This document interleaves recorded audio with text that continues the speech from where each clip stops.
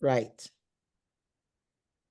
Cool. All right. So I said, for those of you who don't know me, and this is the first time you're coming in contact with me, my name is Yudi Uzowulu. I'm the CEO of Minos Global Technology.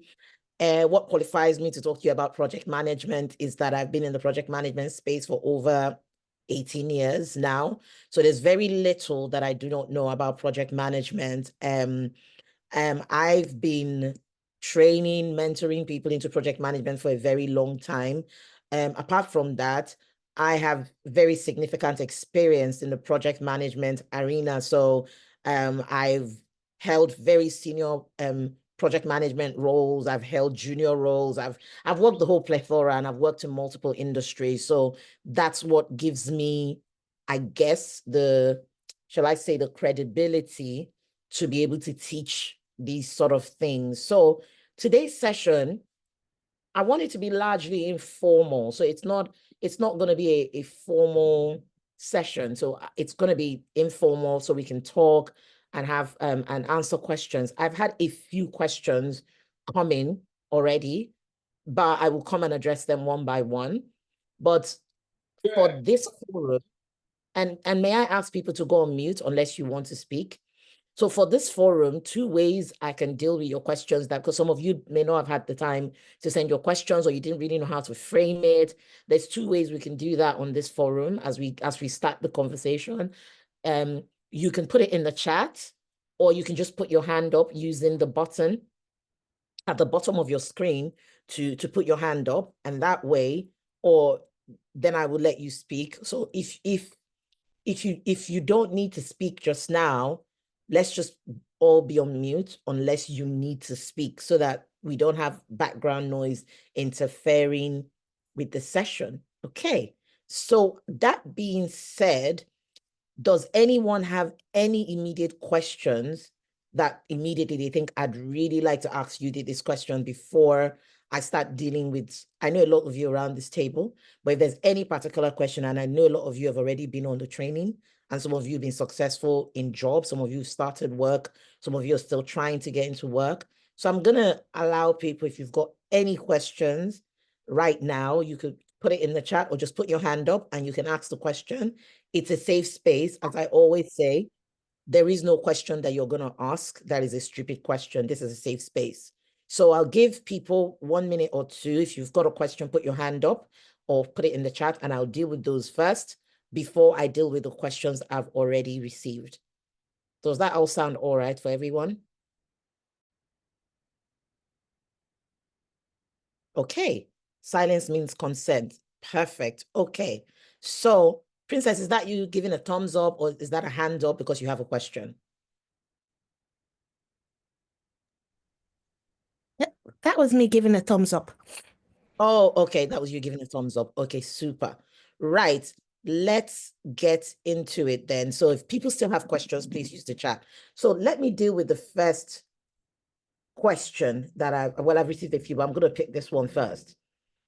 How do you market yourself credibly when you have never held a project management role or officially had project manager as a title? I think it's a very, very good question. And I think it's a fair question to ask. Okay, so let's start with the very beginning. When we talk about project management, we need people to understand that project management in itself is large. So the roles that you can get in the project management arena are not just project manager roles. There are project coordinator roles. There are project analyst roles. There's PMO analysts. There's a lot you can do in the project management space. I think I want to tackle this question slightly differently. If from the very question, it already feels to me like you're already uncomfortable applying for a project manager role because you don't have any expertise in that area, and that's perfectly fine. But perhaps the real thing is not for you to apply for a project manager role, because by the very definition of a project manager role, there is a lot of responsibility expected of you. So perhaps let's take a step back. Who is a project manager? A project manager is the person who is responsible for the delivery of a project to the time, cost, quality constraint. In very simple terms, that is the person who's responsible for making it all happen. If I can ask everyone to go on mute so that we don't get any disruptions. The project manager is the person who's responsible for making it happen. And as such, you have a great deal of responsibility. So rather than start yourself up in a place where you don't feel comfortable yet, why don't go for something that puts you less on the spot and you can build with credibility? So it's like, for example, let me use a personal example. So recently I started learning how to swim.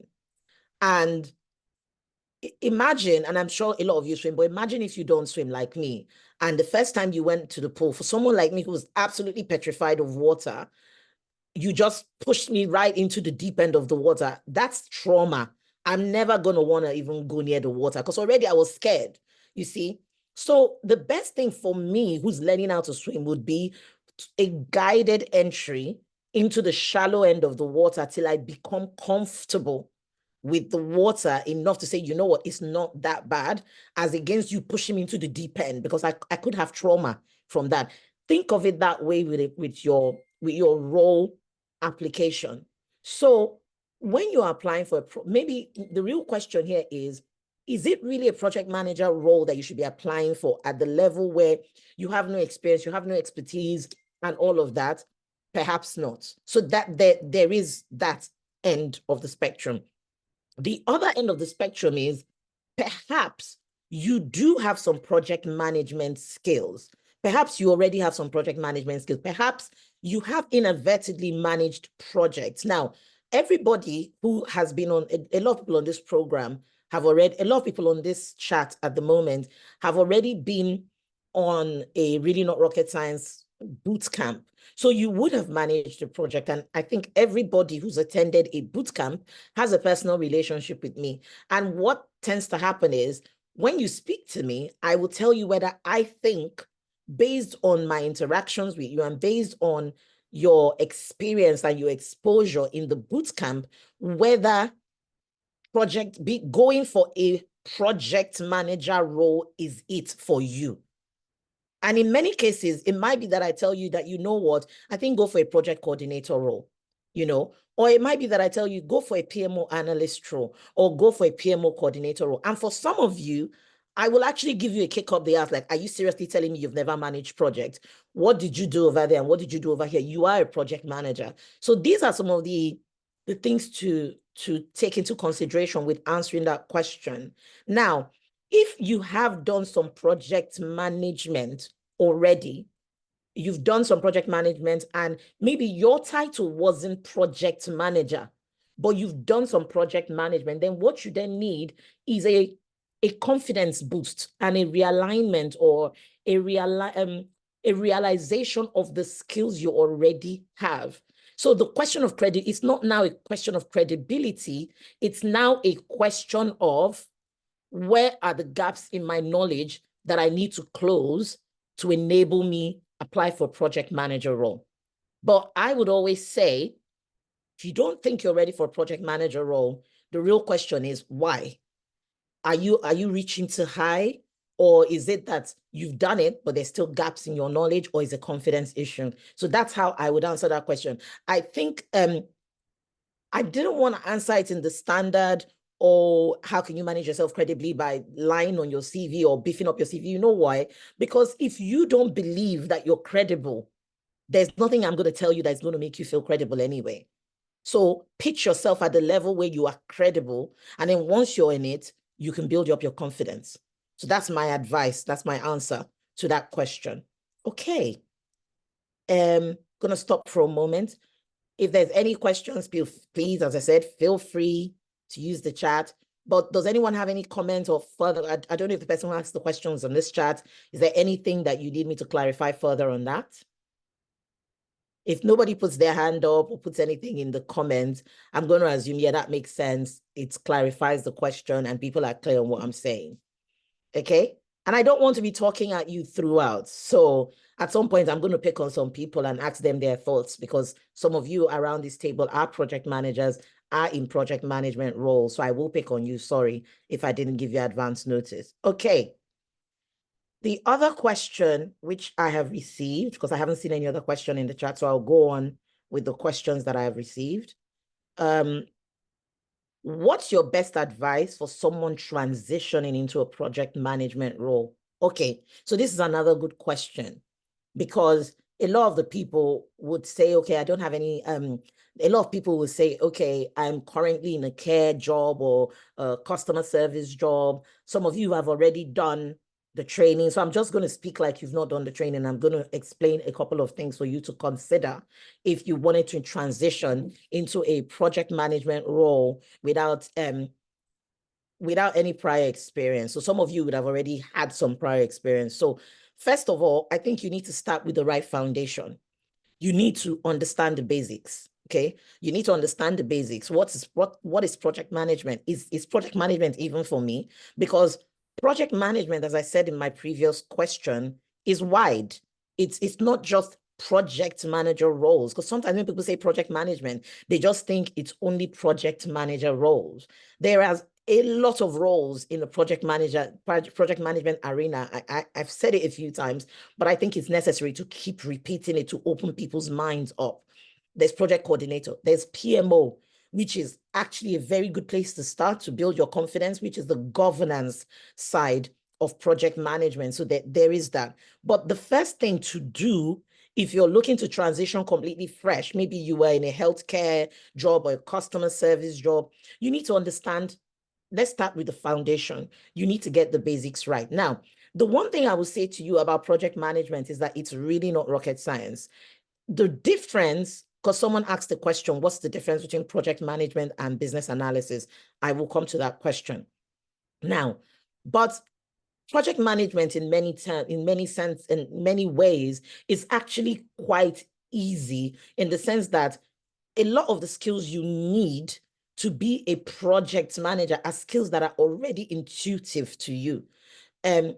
Already you know that if you had a task, and there's a difference between a task and a project, but already you know that if you had things that you wanted to do, automatically you would write a list. You would know that, okay, I want to do it in this order. That's a plan. That's a project management skill. Already you're thinking, oh, what if it doesn't work like this? Let me have a plan B. That's risk management. Already you know that on a monthly basis, you have an idea of what your monthly income and expenditure is and how much you have. That's financial planning. In very simple terms, the skills you need to be in a project management arena are skills that are intuitive. So if you're asking me which is easier to get into, I'll say project management, but I will talk about that because I did have a question about the difference between project management, BA, and PMO. So I'll come to that question next after this. Having said that, understanding that the basics, the skills you need to be a project manager, they're natural to you. They're part of your normal day things. You still need to understand the lingo. You still need to understand how to connect the dots between that thing that you're currently doing on a day-to-day basis and how that thing translates in a corporate environment. So you need to understand the basics. So when we talk about stakeholder management, you do it all the time. You do it all the time.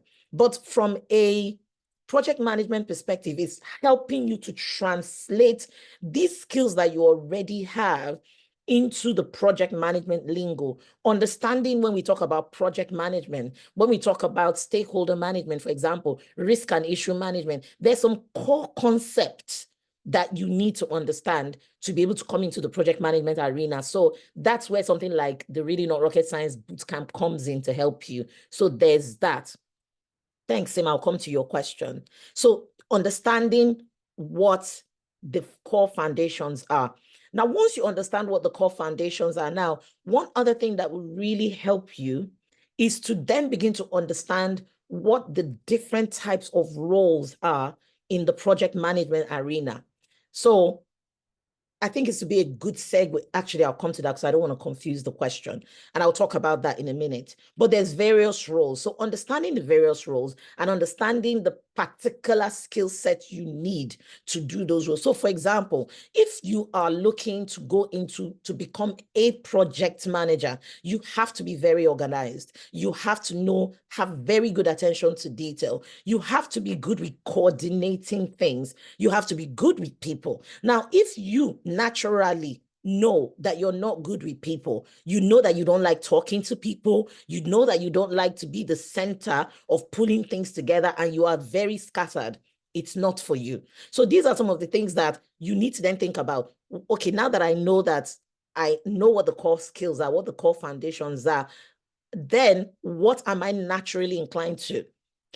For example, if you're somebody who's very much on process, who is interested in seeing things work in a particular structure, who's very interested in governance and in process and in standard more than the delivery side, then maybe PMO is for you. And in fact, if you were looking for a foot through the door without the pressure of being the person whose head is potentially on the chopping block for the project's failure or success, then I would recommend you go down the PMO pathway. But I will talk about PMO in a minute. Okay, now you've now understood the foundation.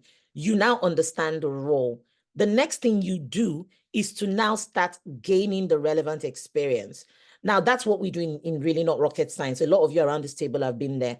You go in and you work on an actual project. You get to now start learning how we actually run projects. You work on a real life project. You get to do things like status reporting. You get to do things dealing with difficult stakeholders like developers, like technical teams. You now get to get your hands dirty. Now, even if you did not do that, you can actually now start looking for places where you can volunteer to start building these skills. Again, it doesn't need, a lot of organizations might say, okay, we're not looking for a volunteer. But if you have a local community center, or you go to a church or a mosque, there are community projects you can volunteer and use those skills that you've learned to even start practicing, depending on which way you want to go. So you can actually look at that. Then the other thing I will say about transitioning into a project management role is you really need to do a lot of work for yourself, because even if you went on a training like Really Not Rocket Science or anything, you need to do some work by yourself, because there's as much as anybody can do for you. There's as much as any training can do for you. You do now need to invest on yourself. You need to develop some core soft skills. Like, you need to look at yourself. So some of you, when you did the training with me, I spent some time with you and I said, okay, let's look at your IT skills. Even if you were to go in as a project coordinator or a PMO analyst, where are your IT skills? Can you use Excel? Can you use Word? Let's even start closing those technical gaps. For some of you, you need to now think, okay, how do I communicate? Do I know how to land things? Do I know how to position my messaging in a good way? And there's things you can do to improve your language and the way you present things, and simple things like reading books, watching TED Talks. I'm a big fan of Audibles. I read a lot of books. I easily own over 2,000 books because I'm constantly learning. I'm learning how to land messages. I'm learning how to communicate. So it is a good thing for you to do to start developing those soft skills. Listen to TED Talks. Go on YouTube. YouTube is great. Listen to inspirational messages. Watch how the speakers land their messaging. The best project managers are people who are good with talking to other people. A lot of times in an interview, they would hire a person who knows how to communicate and they feel a good energy from you, versus someone who probably is more experienced but doesn't know how to communicate. So if you had to choose, and it happens all the time, many times employers would have a person who's really experienced, but the energy from them, the way they communicate, you just feel like, oh my God, this guy's like those dementors that you see in Harry Potter movies, literally sucking all the energy out of you. So you don't even want to work with them. They might be experienced, but you just feel like, oh God, do I need to talk to you? But then there's this other guy who talk so well. Can I ask you to go on mute, please, Anita? Thank you. I'll mute you. So but there's this other guy who doesn't know as much.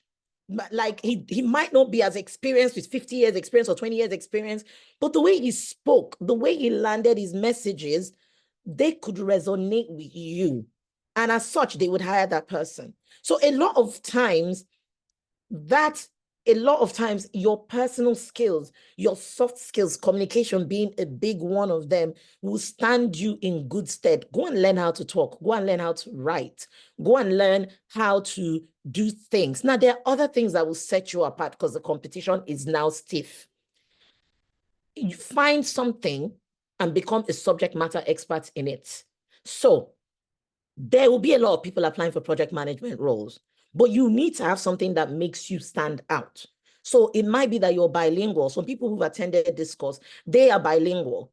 Call it out on your CV that you are bilingual. You speak French, you speak German, and you speak Spanish or something like that. Or you're very good with Excel. Call it out because that's something that demonstrates your subject matter expertise. Or you're very good with planning. So in the bootcamp, we learn planning. We learn Microsoft projects. Many people who are around this table had never used Microsoft project before until they came to the bootcamp. But don't leave it at that foundational level.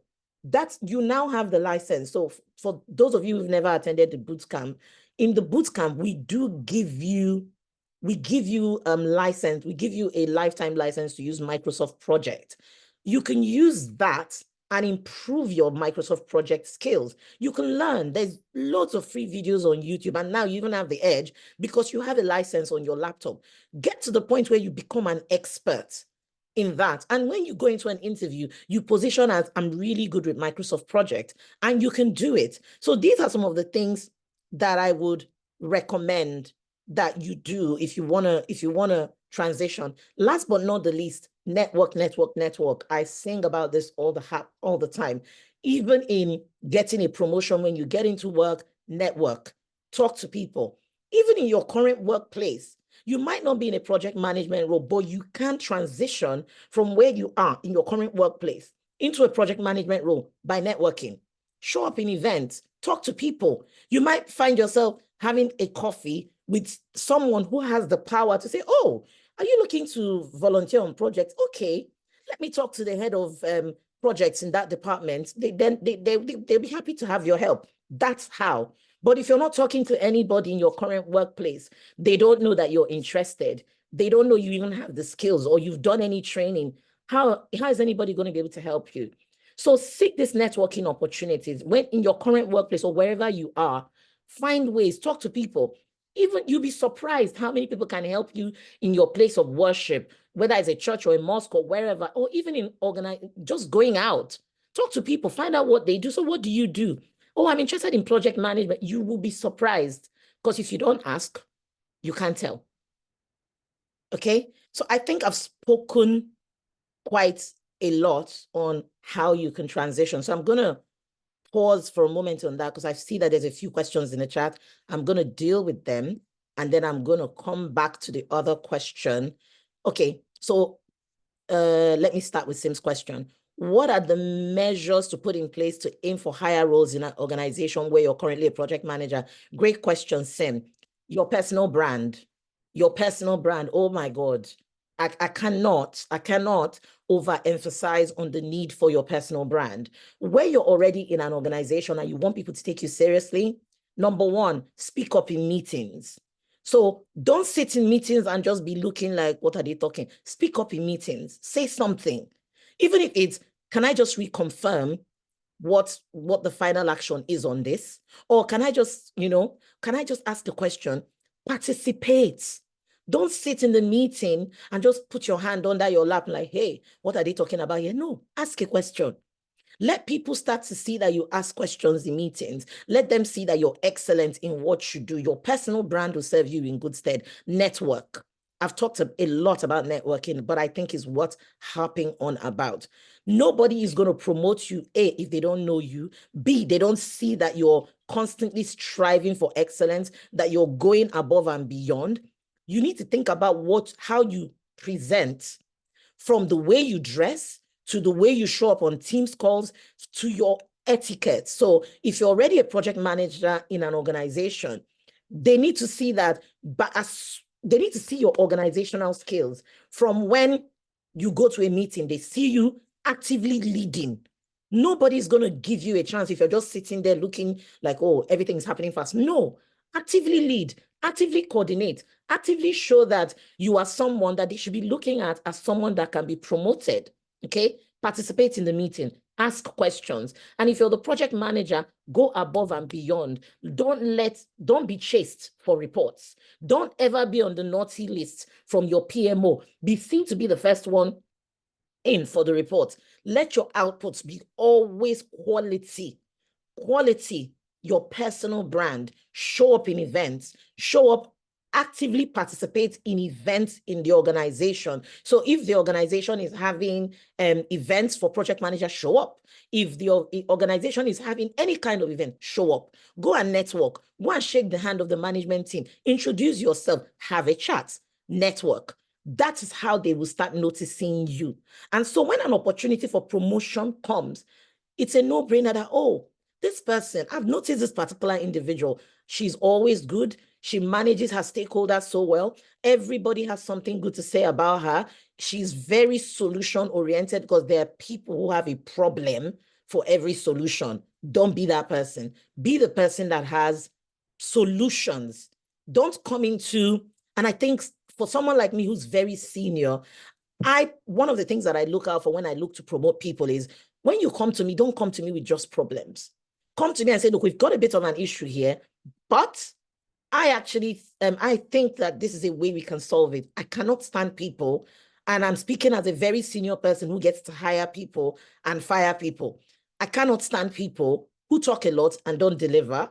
I cannot stand people that I have to chase for anything because it's a bad sign. You showing up late for a meeting is a problem. And then the fact that there's a problem as a project manager, I want to see you proactively telling me that you're doing something about it. Because a lot of senior people already have a lot of problems on their plates. They expect that when you come to them, you're coming with solutions. So these are all the things that you need to take into consideration for your personal brand, for people to start taking you seriously enough to consider you for promotion. And these same reasons are the reasons why a person can be in an organization and not move forward. There are other factors that might stop you from moving forward, even with your personal brand, but not for long. So if you have a line manager who does not like you, that might tilt your growth for a while. But your light cannot be dimmed for very, very, very long. So if you have a bad line manager who's trying to frustrate the hell out of you, and you keep shining your light, you keep doing the right thing, you keep delivering an excellent quality of work, guess what? Your line manager may not like you, and that's not great because they can frustrate you and slow you down, but not for long, because how long can you keep a candle hidden in a dark place? It will show up. Other people will notice that, you know what? She delivered that project excellently. That other person somebody will stand up for you. It might take a little while, but somebody will surely stand up for you. Okay? I hope that answers your question. Yes, all right. very well. Thank you very much. No worries. Okay, so let me move on to Lulokbe's question. What strategies have helped me to communicate effectively? I think I talked about it a bit.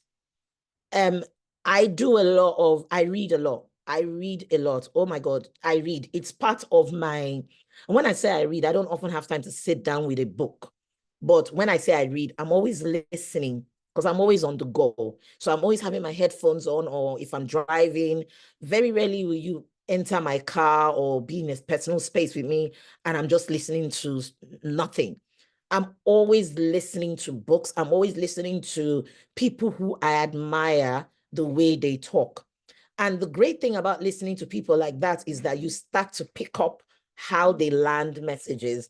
You start to learn how they land messages. Just listen to very good speakers. You start to pick up things. You start to, even your body language will be different. Now, as I rose in the ranks, I had to get a personal coach. I actually have a personal speaking coach. So as I rose in the rank, I had to get a speaking coach who helped me, because there is a certain, so when you're at a junior level, there's certain ways you can talk, which will be acceptable because you're at a junior level. But for someone at my level who's at a C-suite level, I cannot speak just like anybody else. I have to find myself speaking like a C-suite person.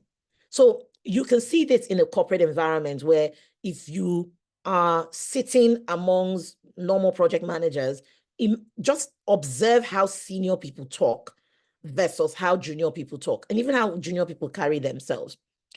I'll tell you something that happened to me many years ago. I was just a junior. I was not a junior. I was a project manager at this point or something, just somewhere mid. And then people who knew me, I love to wear short dresses, like short skirts and fishnets. That would be my standard statement. I just love to dress like that. One day, I went somewhere and there was a lady that I have a lot of respect for. She was like, at this point, a senior program manager. And she said to me, she said, you're very smart and you will go far. She said, but the way you dress does not present like a senior person at this point. That was all she said. That for me was like, ooh, that's, She said, you're not, the way you're dressed does not present like a senior person at this point. I was just a project manager. This is many, many, many years ago, but that was a turning point for me. Then I started to observe that it's true. The people who dressed like me, they were mostly team assistants, administrators. I wanted to aim for that senior position, so I had to start dressing like that. So I changed the way I dress from that moment. I stopped wearing really short skirts and high heels and fishnets. I still dressed nice and elegant, but this time I dressed understanding that a senior person does not wear, or a senior person that wants to be taken seriously does not wear the kind of skirts I was wearing at that time. So I changed my wardrobe, and this is many years ago, and it served me in good stead. So I think also that's something you need to take into consideration. I know that's sort of off tangent from the communication part, but it kind of does tie in to the personal brand, because again, when people see you show up for a meeting with a nice suit, and it doesn't need to be an expensive suit or a smart shirt, you ooze confidence. And when you ooze confidence and then you speak confidently, that's you demonstrating, I'm somebody that you should take seriously. I'm somebody that can go far in this organization. These are all the things that add up for you. Okay, right.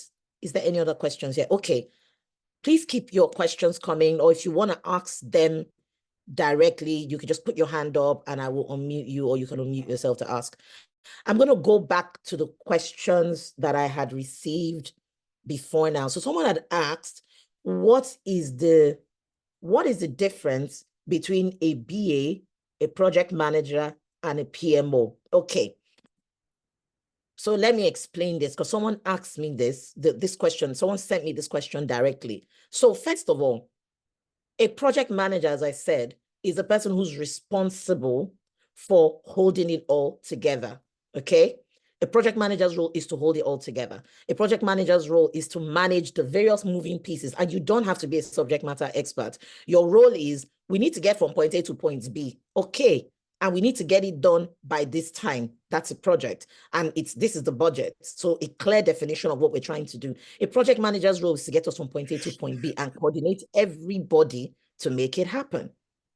A business analyst is slightly different, and you will understand now why someone asked me once, that I think I was talking to someone earlier on in the week, and the person said something about, oh, I've been on a training where the training was project manager / BA training. And I said, it's a different approach. And the reason it's a different approach, and I don't personally think is the best way, is because a project manager's mindset is very different to a business analyst mindset. There are some crossover in the skills, but when I explain what a business analyst does, you will start to see that it's a very different objective. I always tell this story because it helps you to remember what a business analyst does. And I think I'm also going to pick on someone who is a BA. So Claire, I'm going to come to you in a minute because you're a BA, but you've done a project management training, just to pick your brain to see whether you disagree or there's anything you're going to add. So I'm giving you the heads up that I'm about to pick on you, Claire Pesco. So I'm going to tell you this story because I've told this story a lot, but it helps people to remember the difference. So a project manager is, as I said, the one that holds it all together, the ribbon that holds it all together. But a business analyst is like this. So picture this. A man is tired. He looks tired. He walks into a restaurant. He says, oh, I'm so thirsty. He says to the waiter, I'm so thirsty. Can you give me something to drink? The waiter says, oh, what would you like to drink? We have water. We have tea. We have juice. The waiter says, the customer, tired man, says, you know what? Let me have some tea. The waiter says, okay, what kind of tea do you want? We have green tea. We have black tea. We have herbal tea. We have chamomile tea. Which one do you want? The man says, I want green tea. The waiter says, okay, for green tea, we have sencha, we have gaikuro, we have Buddha's tears, we have jasmine. At this point, the man is starting to get frustrated. Like, okay, forget about the tea. I want water. The waiter says, okay, you want water. Okay, what type of water do you want? We have still water. We have sparkling water. We have jacuzzi water. I'm just making that up now. But you get the drill. Now, it sounds frustrating, the story, but in many ways, that's what a business analyst role is. A business analyst's main role is to understand the business requirement. What is the business trying to achieve? What is the real exam question here? What is the objective? What are we trying to achieve here? What is the question? What is the problem that we're trying to fix? Then the business analyst, let's go back to our waiter example, will then go to the chef, who is the product owner in this case, and say, okay, this client wants green tea. The product owner in this case will be the chef that says, okay, to produce the green tea, we will need the hot water to be boiled to this certain degree. We will need the green tea to be sprinkled at this point. The project manager is the one who will stitch it all together, make it happen, and deliver it to the guy who wants the green tea in the first place. So the mindset is completely different. A project manager is delivery focused. A business analyst is requirements understanding what the business is trying to achieve, okay? A product owner is like the CEO of the product. The product owner is a subject matter expert who understands the product more than anybody else. So he's able to tell you that, okay, this is the best way to get the best thing out of this product. So against this backdrop, still using my waiter example, where does the PMO now come in? A PMO is the person that ensures that we're doing it all the right way. So every time we make tea, we follow this process. We use this particular cup. We use this particular plate. We have to all do it the same way. That when someone comes into our organization as a customer, this is how we treat the customer. A PMO's role is about governance. It's about structure. It's about process. So you can see they are all working together to deliver a great product at the end of the day. But it's like they're looking at a massive elephant and you're all looking at it from different sides. But your objective is to get the elephant to the water, to drink the water. So this is why I mean that the mindset of a business analyst is different from the mindset of a project manager. Even though we're all working to the same objectives, we want to give the client, the customer, something they're going to be delighted with. But we're looking at it from our objectives are slightly different. A product manager is all about putting the product in the best possible way and understands products the most. So he's a subject matter expert. A business analyst is about understanding requirements. What are we trying to do here? A project manager is about stitching it all together to deliver the project. So delivery focused. A PMO person is interested that we're doing it the right way. We're following process. We're following standard. We are following a set of processes to ensure that we have the best level of success. That is the difference between the roles. So you can see very clearly that the mindset for all of them is completely different. As I promised, Claire, I'm going to pick on you now because you've been on the boot camp and you were a business analyst, and I know you're looking to transition. So what are your thoughts on this? I think everything you said is so spot on that I'm struggling to say anything else. So you're right. A business analyst is literally requirements focused because you want to be able to understand what is it you're trying to deliver. A project manager is more about, okay, are we doing this thing to, in time? Are we delivering the right thing? But for the business analyst, because you are the one that literally writes all the requirements. So if you're building a house, for example, you want to know those intricate things from the client, and the product, or is it the product manager, or the product owner is the one who knows the client. So you're getting all of those information because anything goes wrong with the product, your head is on the line. But then ultimately, the project manager's head is on the line as well because it's all about the delivery, and the client is, literally how do you say it? The client is totally dependent on the product being delivered right. So sometimes the line, well, based off of where, because I've been in positions where I have doubled, they won't call me, so obviously I'm a business analyst, but sometimes your roles are not very, distinct as a business analyst. You, especially if you don't have a product owner in your organization, and yeah, I don't know if that, answers, but I think you've literally 100%. nailed it. You're absolutely right. But I wanted other people to hear someone else's voice rather than my voice because you won both hats. And one thing, you're absolutely right. You hit the nail on the head when you absolutely spot on. In many organizations, especially organizations that are not very mature, sometimes you would find the lines are very blurred. The lines are blurred. So you might find the BA being the one to even initiate the project sometimes, because at the point where the BA is writing the requirements, they've not assigned the project manager yet. So the BA is holding the fort till the project manager comes and takes over. So there's that. And sometimes, like you said, the business analyst finds themselves picking the lines blurred between between the BA and the product owner, especially in organizations that don't quite get product management yet and are still trying to get their heads around it. So thank you for that.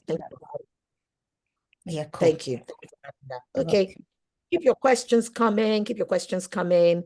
The next question I have here is, let me deal with this one because this one is easy. What is the best way to get certified? So there are multiple certifications with project management, but again, I always say to people, what is your objective? I am not against certifications. I have most of the project management certifications.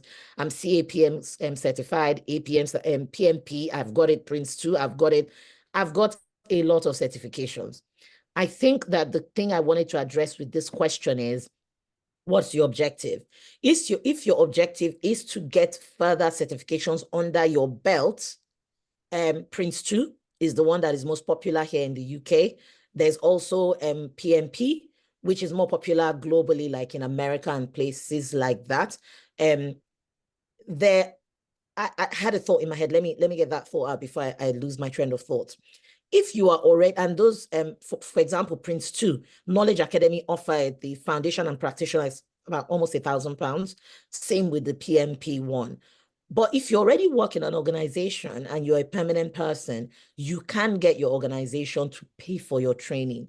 So if you're a permanent person in an organization, you can actually ask for training and they will pay for Prince 2 and pay for PMP for you to go and do it. So why waste your money? That was the thought in my head. Back to my original thing about certification, fan of certification, but the real question is, what is your objective?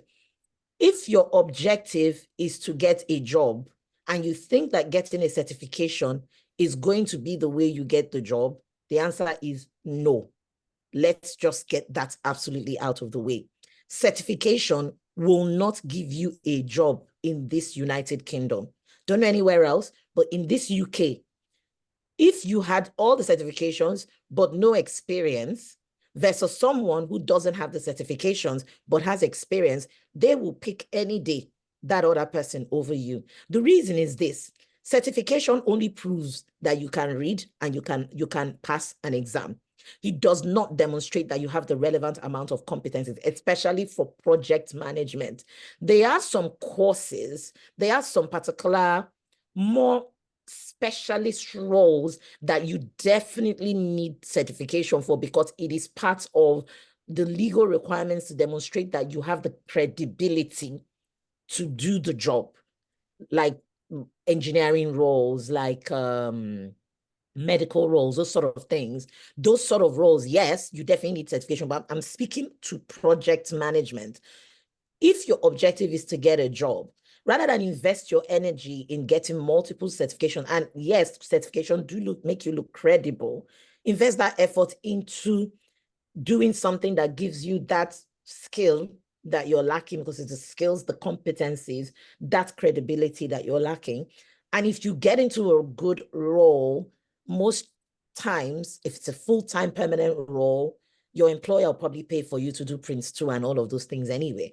So, but if you wanted to do it, or you are thinking, you know what, I think it'd be good to look on my CV, start studying for it. And on your CV, put Prince 2 in brackets, certification in lieu. What that means is I'm studying for Prince 2, but I've not yet written the exam. So that's still fine, because then employer will be like, okay, this person is preparing to take that Prince 2 exam. So that's fine. So you can put that in your, if you're preparing for it, you can just put it in your CV, Prince 2 certification in lieu. So that kind of covers that off. So that's about certification. Okay. I have one more question here, which is, well, a few more questions about them. This other question says, how do you keep a project on track when unexpected roadblocks arise? Okay, the thing about projects, they never go to plan. Very rarely will a project go exactly to plan. But this is where your skills as a project manager comes in. This is where we talk about things like risk and issue management. When you set up a project, you need to be able to be aware of, first of all, let me, before I even talk about risk and issue management, let me talk about a plan.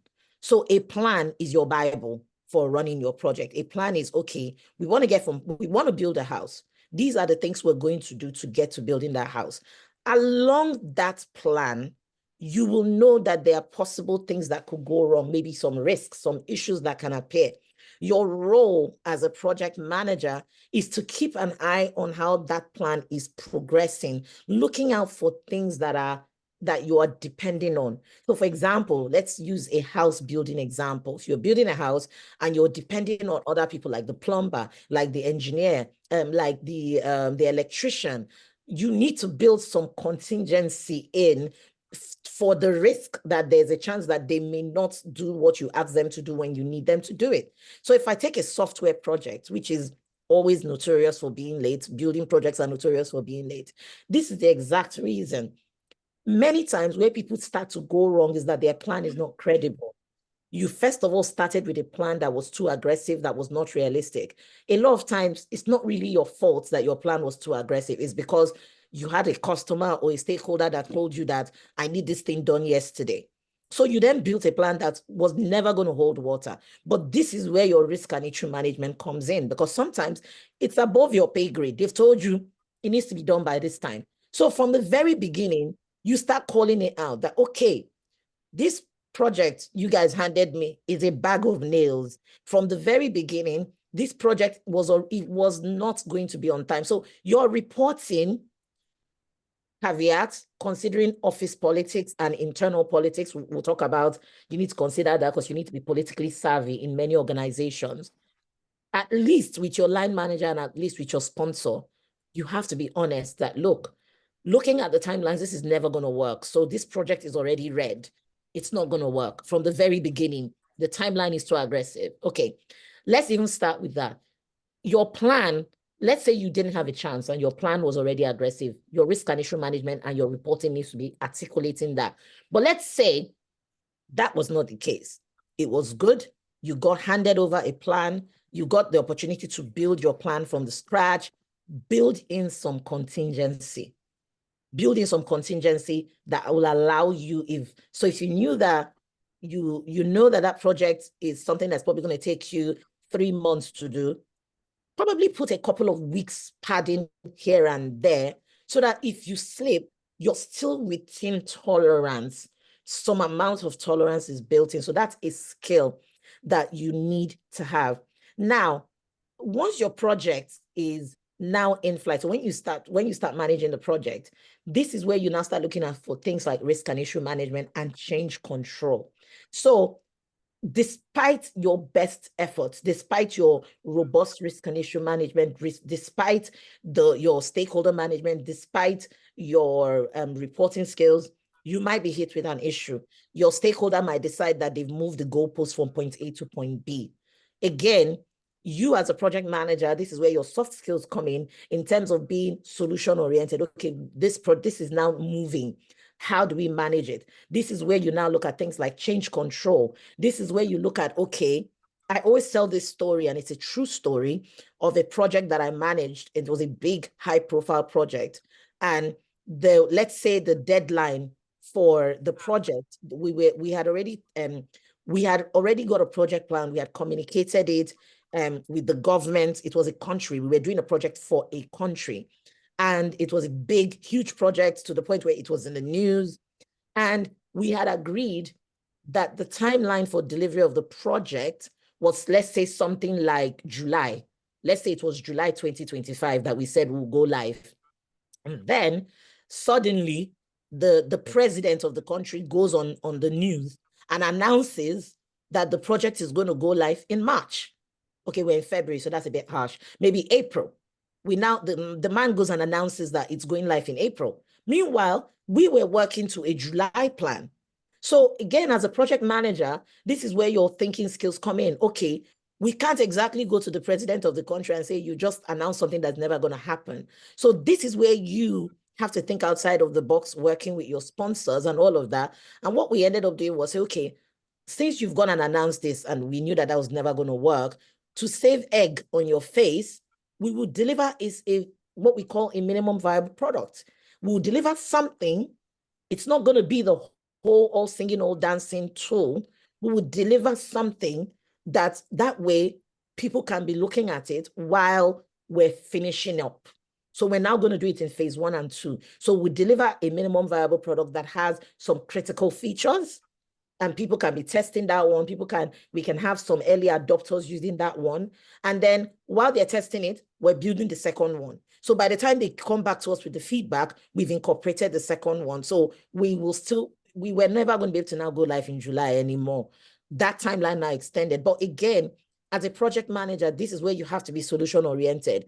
You can't just say, oh my God, they've moved the timeline again. That's it. I'm going to throw my hat in the well and that's it. No, that's where those soft skills come in. Robust risk and issue management, change control, having that transparent conversation with your stakeholders, because sometimes it's outside of your control. Some things will happen. You might wake up in this United Kingdom, in the morning there was sun, by evening you have hailstones with snow, which has delayed your project. Some things are out of your control. So you have to then always think out of the box. How do we make this happen? And that's what's going to set you apart from everybody else. And that's what's going to set you on the path of becoming the best in your industry, because you're always demonstrating that you're solution-oriented. You're always thinking outside the box. You're thinking, how do I manage? And you get along with people. Don't be the project manager that gets things done, but everybody's like, oh my God, what a nightmare to work with. You really want people to say, oh, I really enjoyed working with this person. They're such a delight to work with. Even if you did not deliver, your project was not absolutely on time, on budget, and some things will happen where it does happen like that. People just want to feel like, you know what, you were a good person to work with. They saw you demonstrate integrity. They saw you demonstrate professionalism. You never threw anybody under the bus. You were never blaming anybody. You took full control of the work that was given to you, and you delivered it to a very, very high standard. That's what people want to see. And that's how you're going to be able to thrive in the project management arena. Okay. Someone asked a question. I don't see any other question in the chat, so I think this is my last question. If people don't have any other questions, or people have questions, they can put their hand up. Which other industries outside of construction/property can you apply for document controller jobs? Everywhere. NHS has document controller roles. Yeah, a lot of organizations, tech companies have document controller roles, maybe not as much, but a good thing to do would be to ask ChatGPT, Like, where are the, just ask ChatGPT, which organizations are hiring as of today? Which organizations in the UK are hiring for, in fact, let me do that while I'm talking to you. Let's ask ChatGPT, because I'm a great fan of ChatGPT. So let's ask, what organizations, let's ask, are hiring currently for a document controller in the UK? Let's ask. Let's see what it comes up with. As of February, today, it's thinking about it. There's a lot, but it's still loading. It's quite a lot. All right, it's thinking, oh, there you go. National Grid, Bluegate Consulting, Mace, Mott MacDonald, that's construction. Craw Collett Construction, Robertson Group, that's not construction. There's a lot, actually. New Echo Glow Group, they're looking for a document controller. This is a global commissioning consulting firm looking for a controller. There's a lot. There's a lot. So that's a good place to start. Ask ChatGPT which organizations today are looking for a document control outside of construction. Might be interesting what you find out. Okay. Right. Does anyone have any other questions? Now the floor is yours. You can ask the question. Any comments, any thoughts they'd like to share with the group? Now's your chance. I'll stop speaking for a minute. You can either raise your hand and just speak, or you can drop it in the chat. I think I've answered all the questions that I received.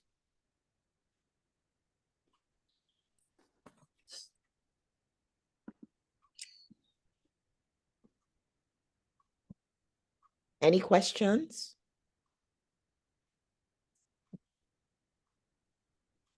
Okay, I'm not hearing any questions. Is Hi, that? Audrey. Yeah, hi, Sam. Yeah, I just wanted to add that your CV is very important, that if you are applying for a role of a project manager or PMO or whatever role you're applying to. I saw someone's CV recently. She was looking for a role as a BA, but then she had something that had to do with data analyst on it. So you need to tailor your CV to the role you are applying to. Yeah, that's what I wanted to mention. Very good tip. Very, very good tip. Sam, very good tip. Definitely good idea. That's a good shout. Is there actually, before I go, let me pick on people who've been on the boot camp, let me just pick on them and just pick on random people, just ask them to share one tip that has helped them either in succeeding in the job, or they just want to share one tip to help people. So let me just pick on random people that I know. Victory, sorry to put you on the spot. Okay, there's Victory. Victory, do you want to share one tip with people? I'm going to unmute you. I know I'm putting you on the spot. Do you have a tip to share with people who are job searching, or just to help people on this forum? Are you there, Victory? Yes, I'm here. Good evening, Yes, everyone. share. Thank you. Hi. Could you share with us? Yeah, I've just I've sat here and been taking in all you have said. It still sounds it sounds good, and to be honest, I've got some things to take back to my job. Your interpersonal skills is a big one. Yeah, Sorry, Victory. Sorry, Victory. Before you say, it would be good for you to just give a little bit of a background, and because some people don't know who you are, and I know some of you are all part of the Rockers group, but it might be good to just say who you are. You don't need to give us a lot of details, but you did the training, you didn't have any prior experience, you now work here, or you don't need to tell us where you work. Just say, I now work as a whatever, and then share your tip, please, just to encourage other people. Okay. My name is Victory. So I did the real rocket science training in, I think it was 2 years ago, Yeah. and I'm Wow, proud. 2 years ago. Wow. Where did time go? Yeah, Continue. it flies really fast. So I just finished uni then, had a bit of site experience in construction as a site manager. So I joined the boot camp looking for more project management experience, and now I'm working as a project supervisor. So that has been my journey. So as I was saying, your interpersonal skills is very important. Networking with people, uh, relating with people that are in the industry you are looking to get into is very important. That would help you hone your skills, know what they do, and just try to model yourself, seeing what they do. That will be very helpful for you. So that's just my little tip for you this evening. Thank you. That's really, really, really helpful. Thank you for that. Tayo, you had your hands up. Go right ahead. Okay, so if you're pivoting and you've got a lot of experience in your previous career, how do you really market yourself for the project management when you've never had that as your title? Okay. So again, I like to deal with this on a one-to-one situation, but for example, because I know your particular situation. So you have done some projects because you worked in compliance and in the legal industry. So you just want to modify slightly your title to say legal project. So project coordinator in bracket, these are the sort of things. I know you got that research background as well. So again, this is just a little bit of clever tweaking of your job title and putting in some of the key words in the bullet points that describe what you have been doing in the role. That's how you do it. Because you have almost, I would flip it this way. If you were a recruiter, and if I was a recruiter, let me put the question to you, Tayo. If you were a recruiter and you were advertising for a particular role, if you were the recruiter applying for that role, comparing to your CV, would you pick you for that role? I think it's a very good question to ask. And as such, if you were a recruiter and you were looking at that CV, what would you have liked to see on that CV to make you interesting for that role? But I'm happy to have a one-to-one with you because I know your own particular situation, because you have a lot of experience and you do have project management experience, but perhaps what it is that you've not perhaps found a way yet to elevate that experience. But let's have a one-to-one, Tayo. Book some time with me. Let's have a one-to-one. Let's sort that out for you. Okay, thank you. Claire, your hands up. Yeah. Hi, Yudi. Hi, everyone. I just wanted to mention about leveraging on LinkedIn. So I know that people use LinkedIn, but a lot more people are using it now. There's people, so this is my thinking, might be wrong. A lot of people that have had experience, like yourself, Yudi, many, many years, they probably, when you get on the roll and you're growing in it, it's probably not LinkedIn that moves you from one role to the other, because you have a history, you have experience at your back, that literally moves you on. People that are starting have realized that there's a lot in LinkedIn that we're probably not, leveraging on.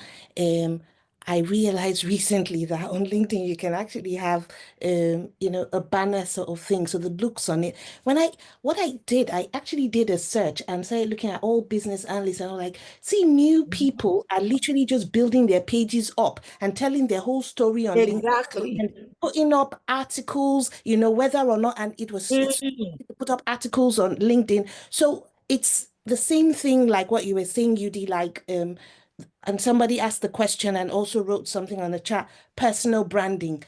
LinkedIn can be your stage to literally brand yourself. Everything you're doing day to day, you might not think that it relates to projects, but if you want to get into projects, you can put it all, on that platform. It's amazing the things, that one can do on LinkedIn. Yeah, I just wanted to drop that. That is gold. That is absolute gold, what you just said.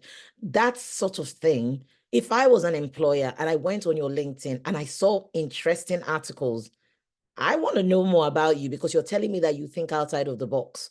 And the interesting thing about these articles we're talking about, you don't even need to be the one craft of, okay, I'm a fan of ChatGPT, as you can tell, but I would say that don't copy and paste as you see it on ChatGPT, because then it shows that you didn't write it. Use ChatGPT to create the framework of what you want to talk about and then translate it into your own words. Translate it into your own words and just post like, oh, just write something, pick a topic, write on it. These things allow LinkedIn to shine the light on your expertise. Honestly, what you said was absolutely gold. Absolutely spot on, Claire. And I really will encourage people to take advantage of that because some of you write very well. So why not? Why not? Okay. There was a question in the chat. Salary ranges for people starting in PM, it really varies. There's some people who started and their first job as a PM was £50,000. Again, it depends. If you work in a bank or in the financial services sector, you are earning significantly higher than someone who's starting in the NHS. So the range is broad. There are things to take into consideration, like it's basically how long is a piece of string. Could be there are things to consider. Roles in London are going to obviously be more expensive. You'll be paid more if you work in London as against someone who's working in the States. In the States sounds so horrible. No, I don't mean in the States. I literally mean maybe you're working somewhere very far away compared to that. Or if you're working in Barclays, you might be doing exactly the same job as somebody who is in the NHS, but you're probably, if I take a day rate, Barclays PMO analyst day rate starts from about £500 per day. That same role in the NHS is like £250 a day. So that's the thing to consider. So it depends. Roland, how can you get the login for your Microsoft project? No, you don't have 1 year of access. If you downloaded it on your laptop, it should still be there. It's not 1 year of access, it's lifetime access. But it's only on that one laptop that you downloaded it on. If you've lost that laptop, then you've lost your license. That's how it works. Okay, I'm going to pick on somebody else. If you've been on the bootcamp, I'm just looking for people that have been on the bootcamp that are working. Let me pick some random person. Oh, Jessica, I'm going to have to pick on you. Jessica, can you share, because you're the latest person who's got a job and you were on the last bootcamp. Can you share some tips that helped you to be successful in getting a job so soon after the bootcamp to encourage other people? Because you were in just this set that we just completed. So share your tips, because I know you said you applied for so many jobs. So what kept you going? Share your tips, please. Okay, good evening, guys. Hey, I'm still in my old job, so I start my new job soon. So what helped me? Genuinely speaking, what helped me was I saw this as last shots. So this was my only option, and I think that was what really engineered me. I think before you do this program, you need to ask yourself, what exactly am I in it for? If you see this was my last shot, the amount of rejections I got, I could write a book, and I will. I went through my Excel, and because I usually will put my rejections in an Excel sheet, I have over 300 rejections. Yeah, at this point, wow. Unfortunately, sounds like music to me. So it was bad. And I remember giving you my CV to just look at it. Now I had paid the company to do my CV, so I was in the batch of people who paid professional, because I thought maybe I wasn't writing it well. And the first thing Ruby said was, I had done some volunteer work in my church and actually paid work in my church. So Ruby was like, Jessica, remember, you don't want to give people, what's that English you use? Something about bias, like unconscious bias. Yes, corporate bias. And I was like, but these professional people, I paid £150, so my CV should be up to par. But why do they keep rejecting me? And you just said, oh, there's the church name there. Guys, I kid you not. Once I changed that church name, at least I started getting people calling me to say, hello, we just want to make a phone call to know if your suit. That was the beginning of my miracle. And yeah, and then I started applying, and then I started getting offers, interviewed in multiple companies, but I wanted a remote role. So I was set on remote. If it wasn't remote, take your job and go. At the point I started making, like Nigerians would call it shakara. I started being like, okay, you know what? Because I was living in gratitude. So I was no more, it was a thing of whether I get the job or not, I actually don't care, but I'm happy that someone is calling me, so they can Yeah. see my name. Yeah. And that was it. Now, what helped me during the course? I really carried the course on my head. I took it like my life You belonged did. to it. When people, if you like slack, that was your problem. I would do your own work, my work, and 10 other people's work. Good. And that was just how I saw it. I didn't complain. I remember when this Microsoft project question came, I remember when I don't have a Windows computer, I use a MacBook. And when I heard that Microsoft was not on a MacBook, I had to go and buy laptop, guys, from CEX. I actually bought a £150 laptop and I needed it to work. And unfortunately, I didn't now know how to use Microsoft Project. Then I remember someone on the course said they could watch it on YouTube. So I learned it off YouTube, actually, not from what UD showed us. Because on that day when she was showing us, I didn't have a laptop to look at. So yeah, I took it like, I was very resilient. It wasn't easy because, as you can tell, I work in the care industry, so I have to be at work. But yeah, I just had to put my whole life into it, and I didn't give up. Then soft skills. During the course, I found out that I'm good with talking, and my presentation skills were good. Now, I knew I was a talkative, but I didn't know that presenting was my strength. So during my interviews, I interviewed with quite a few people. It was fun. It was not like you asking me questions, because I kind of know that the interviewer is also nervous. Forget that they sit down and act like and ask you questions. They're also nervous because they're also meeting you for the first time. So I just had fun with it. If you ask me a question, I'll answer, give examples, tell you stories. We worked on KidFluence. I even told my interviewer that we encountered a problem. They were like, oh, what time do you have a challenge? I said, we had a challenge with naming issue. I literally gave them that gist that, oh, on this app, we realized that the previous, and they were amazed. They were like, oh my God, I'm so invested in this story. So how did it end? And deep down, I don't know how it ended, but I just gave them one story because that was actually a problem we encountered on our project. So I actually just gisted with them for the most part. And then it just boiled down to who was offering me remote working and which company I feel like I am more fit to. And that was what it was boiled down to. But yeah, I hope this makes sense. I know I've talked a lot, but it was really about resilience. Oh no, we love it. I'm just invested in the story. yeah, it was just But you about see, it's resilience. great because Jessica was in the very last cohort, and a lot of you here were in the last cohort with Jessica, so you know what she means when she said she really carried it on her head. So she wasn't playing. So it should really inspire you because you were all there with her, and she didn't have any prior experience, like she said, but she participated in the class just like a lot of you. And she's told her story. And again, because she worked on the KidFluence project, which is, by the way, KidFluence is live on the App Store. So your project is actually a live app on the App Store for Android App Store, and Apple App Store is right there right now. So well done to the KidFluence team. So thank you for sharing your testimony, Jess. That's really, really good. Let me pick on somebody else to tell us how they're finding. Let me pick, Beauty. Beauty, tell us what life is like as a PMO, because all these people have been talking about project management. Beauty, can you share with us just a few tips about life as a PMO and how you're finding it? Can you speak, Beauty?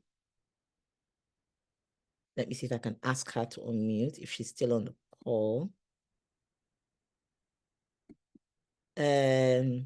Beauty, can you hear us?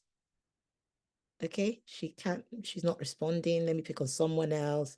I'm just scanning through to see if I can see anybody that I can pick on to tell us their story. Or if anybody who's here feels like, you know what, I have something to add, which can help somebody else if I haven't picked on you. Let me see.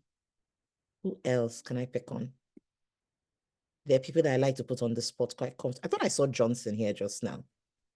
Johnson, are you still here?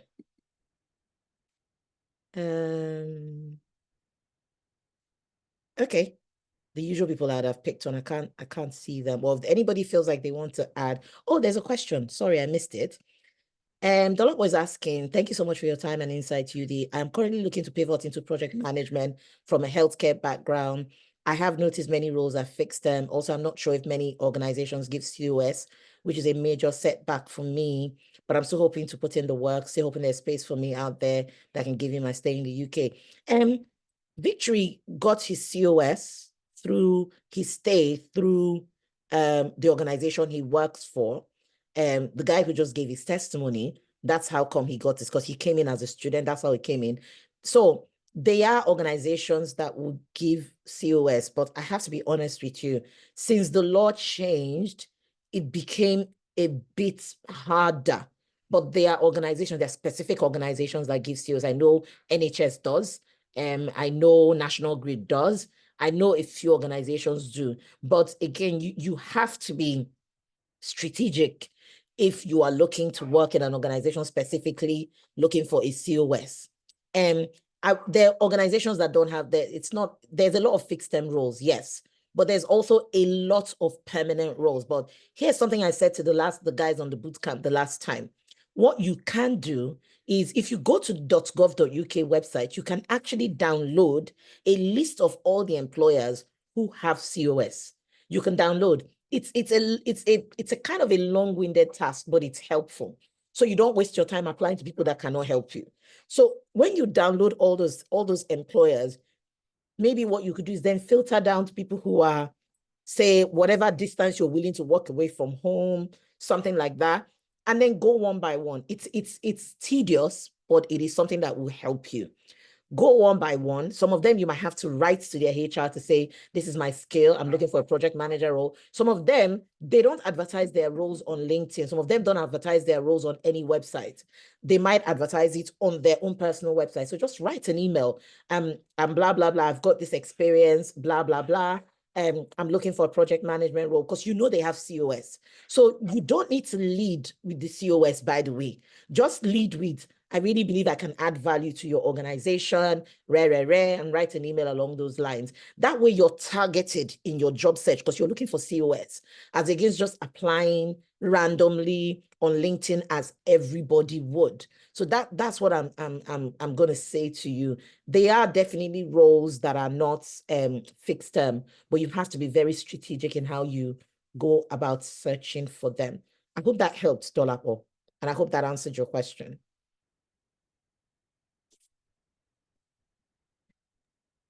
Sorry, Judy, I can't find my what's the button? My raising up hand button. Yeah, So go that's on. why I'm just unmuting myself. I just want to speak about the person who asked about the whole COS thing. Yeah. So this is what I would advise you to do if you have the time. So after your studies, you have the post-study. If you are still in your post-study era, I would say find a job that probably cannot sponsor you and just do it. If you have the post-study, use them in your head as like building of experience. Because that way, if you build your experience, let's say you have like 1 year or a year and a half worth of experience, the next level for you should be like a mid-level role, which would financially meet the criteria. So when I was interviewing, I did interview with NHS Addenbrooke's Hospital, but I didn't take that role because it was far from home and it didn't give me the remote option. So I did not take that role. But I know that the NHS as a whole does sponsor you. But because of the cutoff with salaries now, so you may find a role that is willing to sponsor you, but because of the cutoff in salary, you may not find. These days 35K doesn't cut it. But for you to be able to find a job, let's say if you had already used 1 year and a half to build an experience of 35K, technically the next level for you should be around maybe more than 35K, and that way you end up meeting the cutoff for a sponsorship in that kind of setting, if that makes sense. Because that is what a friend of mine did. Like he's a water engineer. He looked for a job and he couldn't find any.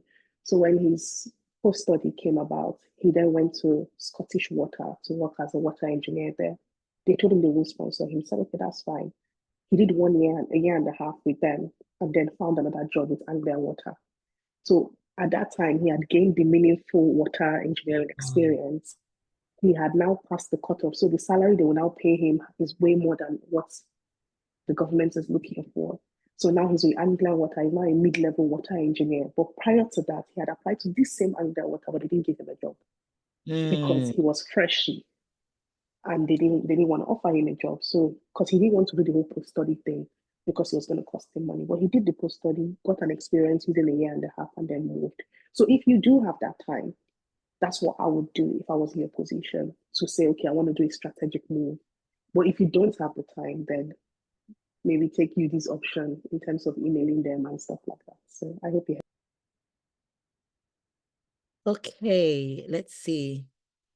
Anthony's asking, hello, UD, thank you so much for your time and insight. What's the best route for someone 14 years as project manager, so blah, blah, and project manager / contract program manager in the construction world, looking to transition to PM in the tech world?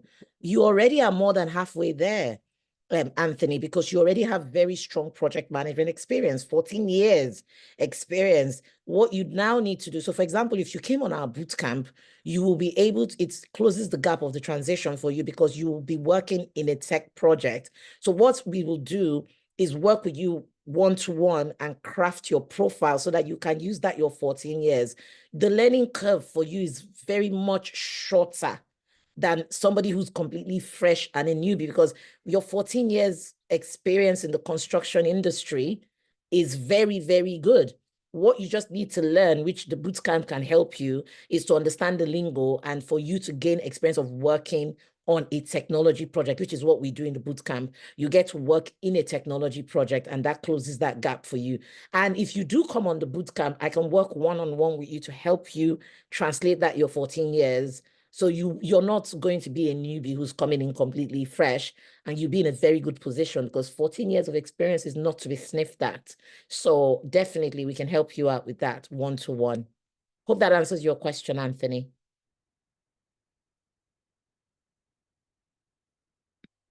Okay, right. I didn't hear back from Anthony, so I'm checking if that okay with you. Yes, excellent. Okay. We're almost at time. Can I just check if this session was helpful to people? Because I want to know if it's helpful and what else you would like us to talk about. And if it's helpful, I might run them more often just to deal with people's questions or and find a different way. So if there's any particular topic people think, oh, would I'd like to know more about that. But can I just check? Yeah, it's okay to be fired, but at least you know what to do. Oh, that's lovely, Victory. It's okay to be fired. At least you will know what to do better in your next job. But I want to assure you that you would have what you have learned in the bootcamp is enough. You are enough.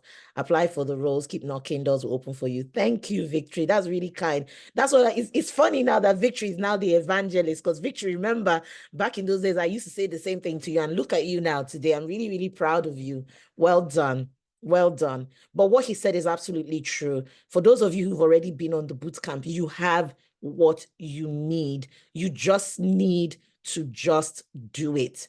Do it. You are, for most people on this group who've been on the bootcamp, you are in the Rockers community of practice. There are many people on that group that can help you, not just me. So use that platform so for those of you that don't know what I'm talking about, when you complete the bootcamp, we will add you to our community of practice, which has a bunch of other people who've been on the bootcamp, who are working, who are still trying to get, everybody's there. So it's a good place to ask questions. I know Jessica was shouting out Sim. Because she asked Sim questions and Sim was able to help her because she was also on the community of practice. So it's a good place to ask questions. I don't have to be the one to answer all your questions. And you never know. Somebody on the community of practice might be in an organization that's looking for someone. So ask questions, use the chat, network, start practicing your networking skills.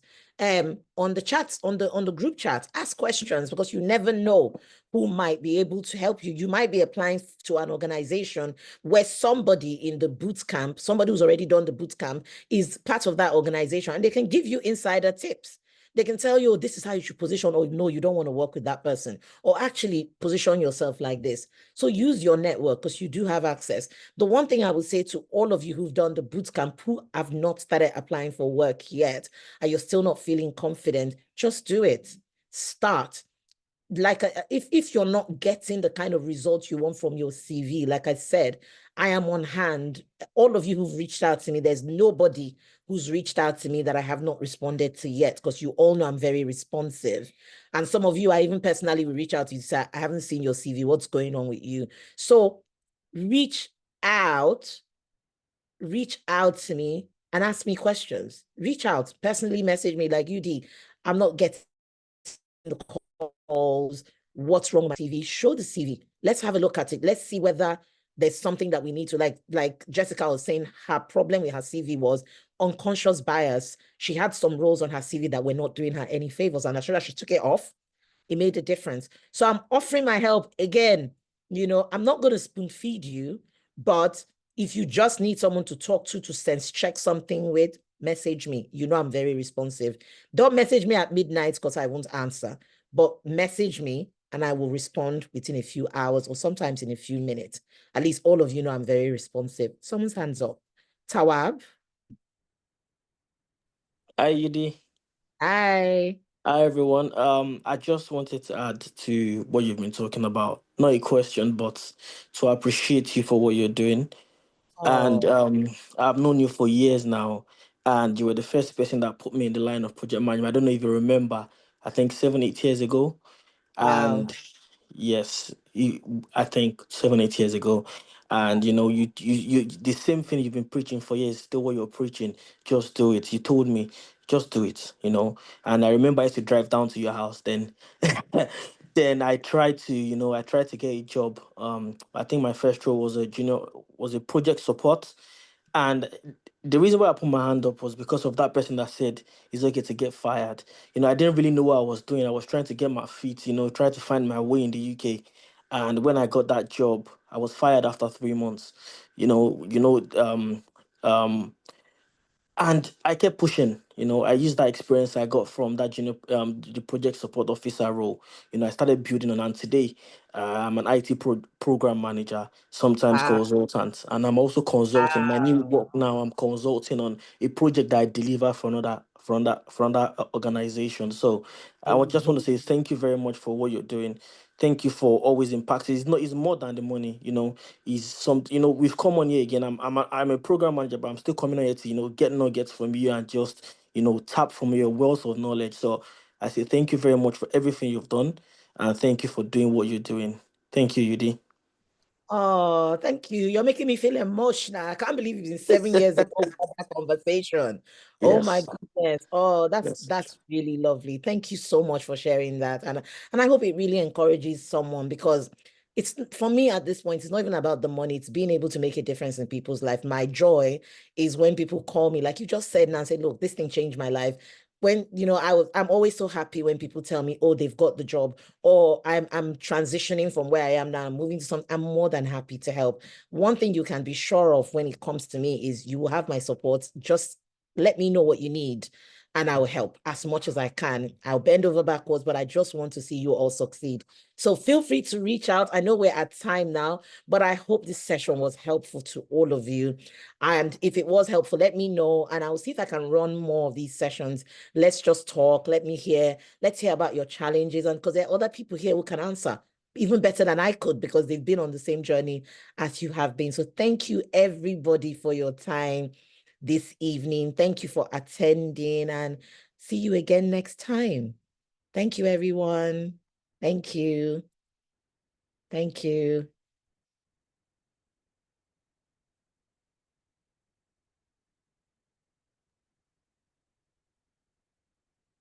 God bless you, UD. Thank you so Oh, much. thanks, Claire. Thank you. Thank you, everyone. Thank you, Thank you. Thank you, UD. Lynn. Thank you so much, UD. No worries. Thank you. Thank you so much. Thank you, everybody. Have a good evening and bye for now. Bye-bye.